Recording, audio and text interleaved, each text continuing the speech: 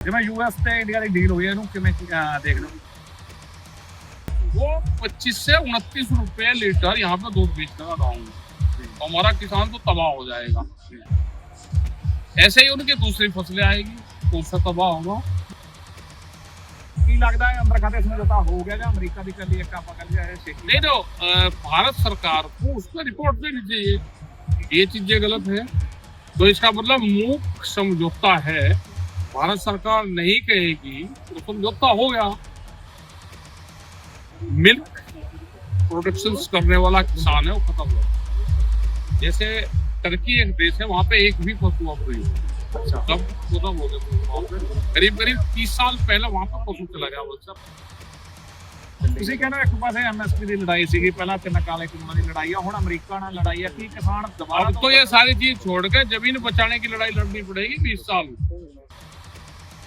बड़ा उद्योगपति जमीन खरीद रहा है। अब जमीन के भाव बढ़ रहे तो ये मान लो कि किसान का नुकसान होगा। फसलों के दाम नीचे, मार्केट ऊपर और जमीन के रेट। इनके शिप भी नहीं गई है, ट्रेन भी नहीं गई।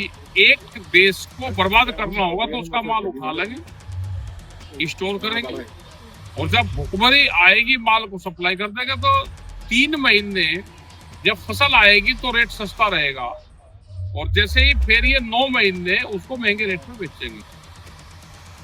अमेरिका में भी करीब 56 परिवार है जो बड़े परिवार है जो पूरा बिजनेस करते हैं। ऐसे ही ब्राजील में 285 लोग हैं तो पूरी ब्राजील पे जिनका कब्जा है। तो बड़े घराने आ रहे हैं, वे पूरे उसको कैप्चर कर रहे हैं। ਅਸੀਂ ਕੱਲ ਦੋਸਤੋ ਮੈਂ ਗੁਰਪ੍ਰੀਤ ਪੁਰਲੀ ਇਸ ਵਕਤ ਮੌਜੂਦ ਹਾਂ ਡਿਬਡਬਾ ਦੇ ਵਿੱਚ। ਕਿਸਾਨੀ ਅੰਦੋਲਨ ਦੇ ਜਿਹੜੇ ਸ਼੍ਰੋਮਣੀ ਸ਼ਹੀਦ ਨਵੀਰ ਸਿੰਘ ਡਿਬਡਬਾ, ਅੱਜ ਉਹਨਾਂ ਦੀ ਭੈਣ ਜੀ ਦਾ ਆਨੰਦ ਕਾਰਜ ਸੀਗੇ। ਰਕੇਸ਼ ਟਕੈਰ ਜੀ ਪਹੁੰਚੇ ਨੇ, ਬਾਜਵਾ ਸਾਹਿਬ ਪਹੁੰਚੇ ਨੇ, ਬਾਕੀ ਪੂਰੀ ਜਿਹੜੀ ਹੈਗੀ ਟੀਮ ਆ, ਬਾਈ ਬਲਜਿੰਦਰ ਵਰਗੇ ਸਾਰੇ ਪਹੁੰਚੇ ਨੇ ਹਨ। ਸੋ ਇੱਕ ਇਹ ਆ ਕਿ ਕਿਸਾਨ ਆਗੂ ਆ ਜਿਹੜੇ ਅਜੇ ਵੀ ਉਹਨਾਂ ਪਰਿਵਾਰਾਂ ਨਾਲ ਖੜੇ ਆ ਜਿਹੜੇ ਕਿ ਜਿਨ੍ਹਾਂ ਨੇ ਕਿਸਾਨੀ ਅੰਦੋਲਨ ਦੇ ਵਿੱਚ ਵੱਡੀਆਂ ਕੁਰਬਾਨੀਆਂ ਕੀਤੀਆਂ। ਕਿਵੇਂ ਦੇਖਦੇ ਹੋ ਅੱਜ ਫੰਕਸ਼ਨ ਨੂੰ ਕਿੱਥੇ ਪਹੁੰਚੇ? फंक्शन तो है ये, बच्चे तो जो शहीद परिवार होता है वो तो सबका परिवार होता है भाई। ये सारे इसके भाई थी, सब सारा इसका परिवार है। इनका कहाँ से परिवार है? इनका परिवार तो यही परिवार है। हमारे बीच से गया नवरीत तो उसके परिवार में शादी उसकी बहन गई। सबको आना चाहिए, बहुत लोग यहाँ पे आए हुए हैं। ਸੋ ਜਿਹੜਾ ਇੱਕ ਗੱਲ ਕਰਕੇ ਅੰਦੋਲਨ ਹੋ ਗਿਆ, ਉਸ ਤੋਂ ਬਾਅਦ ਵੀ ਹਜੇ ਤੱਕ ਲਗਾਤਾਰ ਚੈਲੰਜ ਕਿਸਾਨਾਂ ਵਾਸਤੇ ਰਹਿ ਗਿਆ। ਜਿਵੇਂ ਯੂਐਸ ਤੇ ਇੰਡੀਆ ਦੀ ਡੀਲ ਹੋਈ ਹੈ, ਇਹਨੂੰ ਕਿਵੇਂ ਦੇਖਦੇ ਹੋ ਤੁਸੀਂ? ਆਪਦਾ ਟਵੀਟ ਵੀ ਕੀਤਾ। देखो अभी भारत सरकार का ऑथेंटिक वो नहीं आया। अभी तो अमेरिका कह रहा कि मैंने ये कर दिया, तेल रूस से नहीं लेना, मेरे से लेना, मैंने डील कर दी, ये लेना और छोटे अमेरिकन किसान को फायदा होगा। वहां तो सब्सिडाइज फसलें हैं सारी, वे यहाँ पे आएंगे तो तबाह करेगी। वो दूध वहां से आएगा तो दूध भी तबाह करेगा। सोयाबीन का दूध आएगा और दूसरा वाला आएगा। वो 25 से 29 रुपए लीटर यहाँ पे दूध बेचने का गाँव में, तो हमारा किसान तो तबाह हो जाएगा। ऐसे ही उनकी दूसरी फसलें आएगी तो उससे तबाह होगा, तो ये बचेगा ही नहीं। हम इस डील का विरोध कर रहे हैं। हमने कल भी कहा और हमारा 12 तारीख को प्रोग्राम है सब जिलों डिस्ट्रिक्ट हेडक्वार्टर में। हम जब भी विरोध कर रहे हैं और हमको देश के किसान, मजदूर, नौजवान, व्यापारी को समझौता मंजूर नहीं। तो आप ਕਿਵੇਂ ਦੇਖਦੇ ਹੋ ਟਕੈਰ ਸਾਹਿਬ? ਕਿਉਂਕਿ ਇੱਕ ਪਾਸੇ ਨਰਿੰਦਰ ਮੋਦੀ ਕਹਿੰਦੇ ਅਸੀਂ ਹਜੇ ਨਹੀਂ ਕੀਤਾ, ਸਾਲ ਪਹਿਲਾਂ ਵੀ ਮੀਟਿੰਗਾਂ ਹੋਈਆਂ, ਹੁਣ ਵੀ ਆ, ਪਰ ਟਰੰਪ ਦੀ ਗੱਲ ਆ, ਟਰੰਪ ਪਹਿਲਾਂ ਹੀ ਕਹਿ ਜਾਂਦਾ, ਜਿਹੜੀ ਗੱਲ ਬਾਅਦ ਦੇ ਵਿੱਚ ਹੋ ਹੀ ਜਾਂਦੀ ਹੈ।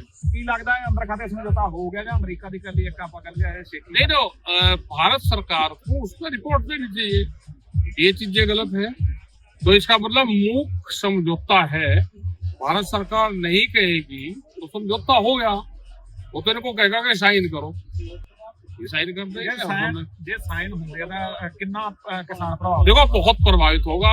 जो मिल्क प्रोडक्शन करने वाला किसान है वो खत्म होगा।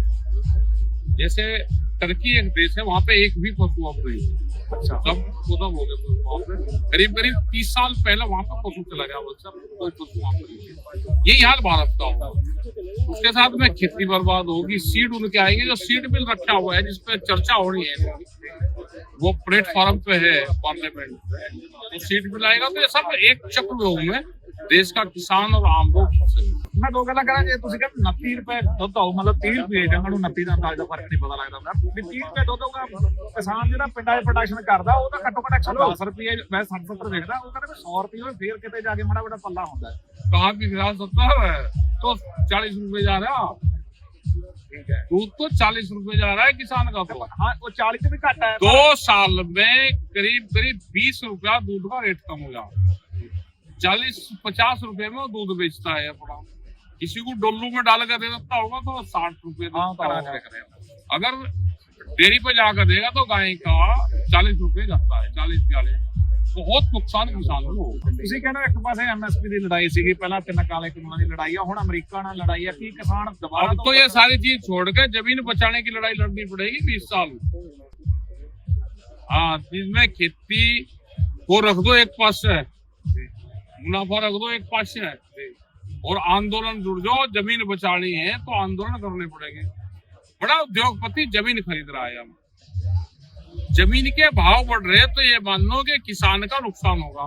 फसलों के दाम नीचे, मार्केट ऊपर और जमीन के रेट हाई। तो इसका मतलब जमीन को लेना चाहते हैं, बड़े उद्योगपति जमीन को खरीदना चाहते हैं। कैसा ਤੁਸੀਂ ਖੁਦ ਵੀ ਭ੍ਰਮਣ ਬਹੁਤ ਕਰਦੇ ਹੋ, ਅਸੀਂ ਵੀ ਪੰਜਾਬ ਤੋਂ ਆ, ਤੁਹਾਡੇ ਡਿਵਡਵਾ ਤੱਕ ਸਾਰੀ ਭਾਰਤਮਾਲਾ ਆ ਗਈ। ਇਹ ਸਾਰੇ ਰੂਟ ਆ ਜਿਹੜੇ ये व्यापारियों के लिए बन रहे हैं, माल इधर से इधर ट्रांसफर करने का। ਮਤਲਬ ਕੀ ਕਰਾਂ ਵੀ ਜਿਹੜਾ ਪਿੱਛੇ ਦਾ ਜਿਹੜਾ ਮੰਨ ਲਓ ਸ਼ਿਪ ਲਾਇਆ ਕਰਨਗੇ, ਮਤਲਬ ਗੁਜਰਾਤ ਲਾ ਤੇ ਬੰਬੇ ਲਾ ਤੇ वहां से ये 2.5 किलोमीटर लंबी ट्रेन चलेगी। अच्छा, और इनके शिप भी नहीं गई है, ट्रेन भी नहीं गई।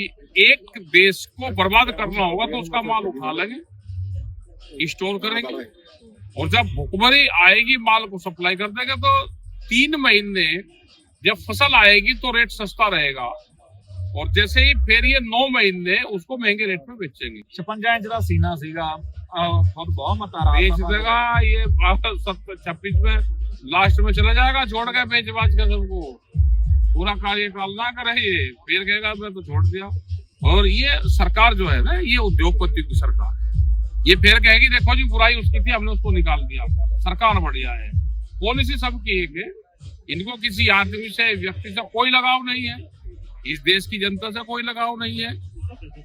ये छोड़ छाड़ के चले जाएंगे, पॉलिसी इन्हीं की चलेगी। जो व्यापारी है बड़ा, वो इस देश पर कब्जा करेगा। ਜੇ ਮੈਂ ਗੱਲ ਪੁੱਛਾਂ ਕਿ ਜਿਹੜੀਆਂ ਲੀਕਸ ਉਹਨਾਂ ਰਿਪੋਰਟ ਹੈ ਦੋ ਲੋਕ ਕੀ ਉਹਦੇ ਤੋਂ ਬਾਅਦ ਇਹ ਸਮਝੌਤਾ ਹੋ ਰਿਹਾ ਜਾਂ ਪ੍ਰੀ ਪਲਾਨ ਹੀ ਇਹਨਾਂ ਦਾ? ये तो प्री प्लान है, वो तो एक अलग केस है। उसमें तो कौन आएगा नहीं आएगा, उसके देश उसके खिलाफ क्या कार्रवाई करेंगे, ये तो समझौते अलग चीज है। ये तो बिजनेस समझौते हैं। ਕੀ ਲੱਗਦਾ ਕਿ ਆਉਣ ਵਾਲਾ ਸਮਾਂ ਜਿਸ ਤਰ੍ਹਾਂ ਅਮਰੀਕਾ ਸਾਰਿਆਂ ਨੂੰ ਕਹਿੰਦਾ, ਪਹਿਲਾਂ ਤਾਂ ਟਰੰਪ ਵਧੀਆ ਇੱਕ ਗੱਲ ਤਾਂ ਵਧੀਆ ਵੀ ਦੁਨੀਆ ਨੂੰ ਦੱਸ ਦਿੰਦਾ ਵੀ ਮੈਂ ਕਰਦਾ, ਅੱਗੇ ਵਾਲੇ ਪਿੱਛੋਂ ਕਰਦੇ ਸੀਗੇ। ਕੀ ਲੱਗਦਾ ਆਉਣ ਵਾਲਾ ਸਮਾਂ ਜਿਹੜਾ ਹੈਗਾ ਵੱਡੇ ਦੇਸ਼ ਆ ਸਾਡੇ ਵਰਗੇ ਦੇਸ਼ਾਂ ਨੂੰ ਖਾ ਜਾਣਗੇ, ਜਾਂ ਵੱਡੇ ਕਿਸਾਨ ਵੱਡੇ ਵਪਾਰੀ ਕਿਸਾਨ बड़े इस पूरी दुनिया में फाइनेंशियल वो चल रहा है। अमेरिका में भी करीब करीब 56 परिवार है जो बड़े परिवार है जो पूरा बिजनेस करते हैं। ऐसे ही ब्राजील में 285 लोग हैं, तो पूरी ब्राजील पे जिनका कब्जा है। तो बड़े घराने आ रहे हैं, वे पूरे उसको कैप्चर कर रहे हैं। ਕੀ ਲੱਗਦਾ ਤੁਸੀਂ ਦੁਬਾਰਾ ਤੋਂ ਕਿਸਾਨਾਂ ਅੰਦੋਲਨ ਵਰਗਾ ਅੰਦੋਲਨ ਖੜਾ ਕਰ ਲਓਗੇ ਜੇ ਕਰਨਾ ਅੱਜ ਦੀ ਜਿਹੜੀ ਆਉਣ ਵਾਲੀ नहीं, ये जैसा जिस तरह से ये कल से डील हुई है, ये जो न्यूज आई है, तो इससे करंट तो लोगों में है, करंट है लोगों में। लेकिन भारत सरकार और जो स्टेट गवर्नमेंट है वे किसान संगठनों को तोड़ रही है, उनको अलग अलग कर रही। अब उनको सबको जोड़कर फिर आंदोलन करना, क्योंकि अभी तो धर्मवाद में, भाषावाद में, क्षेत्रवाद में, उसमें पूरा उसको खंडित कर दिया। ਕੀ ਲੱਗਦਾ ਤੁਹਾਨੂੰ ਜੇ ਲਾਸਟ ਸਵਾਲ ਆ ਕਿ ਜਿਵੇਂ ਪੰਜਾਬ ਦੇ ਕਿਸਾਨ ਆ ਜਾਂ ਹਰਿਆਣਾ ਦੇ ਕਿਸਾਨ ਆ ਕੀ ਪਹਿਲਾਂ ਹੀ ਤਰ੍ਹਾਂ ਇਕਜੁੱਟ ਹੋ ਜੁਨੇ ਨਾਲ ਤੇ ਤੁਸੀਂ ਵੀ ਨਿਰਾਸ਼ ਹੋ ਜਾਂ ਜਿਸ ਤਰ੍ਹਾਂ ਉਹਦਾ ਮੁੱਦਾ ਇਧਰ ਉੱਠ ਹੋ ਜਾਂਦਾ? नहीं नहीं, मैं अभी डिवाइड है सब, ਇਕੱਠੇ अभी ਕਰਨ उनको ਵਾਸਤੇ इकट्ठे लग रही है, करेंगे इकट्ठे। तो लास्ट ਦੇ ਜਿਹੜਾ ਸ਼ਹੀਦ ਪਰਿਵਾਰ ਆ ਉਹਨਾਂ ਨੂੰ ਕੀ ਕਹਿਣਾ ਚਾਹੋਗੇ? ਜਿਵੇਂ शहीद परिवार उनके साथ माइक में हैं सब, और शहीद परिवारों को बहुत सम्मान देते हैं। वो किसान शहीदी हो या वो फौज का शहीदी हो, इस देश में शहीदों के परिवारों को बहुत सम्मान सब लोग देते हैं। ਹਾਂ ਥੈਂਕ ਯੂ धन्यवाद साहब। ਸੋ ਇਹ ਸਨ ਰਕੇਸ਼ ਕਾ ਜਿਨ੍ਹਾਂ ਨੇ ਜਿਹੜਾ ਹੈਗਾ ਸਾਰੀ ਗੱਲਬਾਤ ਖੁੱਲ੍ਹ ਕੇ ਰੱਖੀ।